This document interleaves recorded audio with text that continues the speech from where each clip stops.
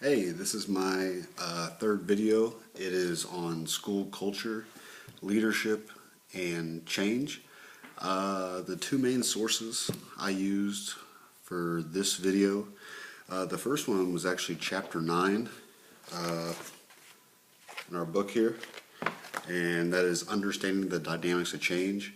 And the first section in there really talks about culture, change, and the positive kind of change that you want to make, not the negative kind of change that can happen if you're not careful. The second source, I think somebody already mentioned it once. It was recommended by our vice principal, and that is school culture, school climate. They're not the same, and it's by Steve Grunert, I think. And that explores how culture and climate are different. Anyways, what is school culture? The best definition I found is that school culture is a set of norms, values and beliefs, rituals and ceremonies, symbols and stories that make up the persona of the school. That was Dr. Kent Patterson from the University of Wisconsin. Everything I've read, it talks about how school culture can be impacted by the location, the size, the socioeconomic status, and most importantly, the leadership of the administration. There's 4 types of schools that were detailed, and one is wild, where there's little or no reinforcement at the top. The second one is scared, where the students and or the faculty are scared to enforce what they know are proper guidelines. The third one is prideful, where students and community administrators take pride in whether it's athletics, academics, any achievements of the school. And the final one is inclusive, where everybody's on the same page, everybody's bought into whatever the game plan is. What role does school culture play in leadership today?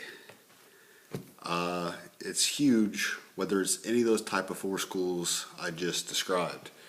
If the school's wild or ineffective, obviously there's a flaw in leadership, or there's a communication gap from the top to the bottom.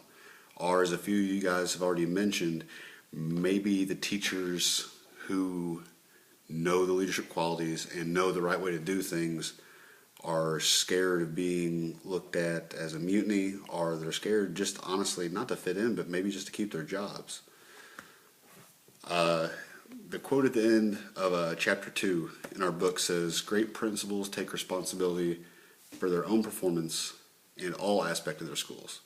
So not placing blame any direction. The third part, what does culture affect change? So this is a big part where chapter 9 really came in handy. Culture can change in 2 ways, for the better or for the worse. If you have a weak school culture with weak leadership, things are only going to get worse. Teachers take their cues from administration, students take their cues from the teachers. So if leadership and a proper school culture isn't enforced at the top, it's not going to work out at the bottom. The second part of that is, if you establish a strong school culture, it will have a trickle-down effect to whereas the teachers are more effective, the students are more engaged, and the overall community, it's better. If you guys have any comments, please leave them. I like reading those, so thanks and have a great night.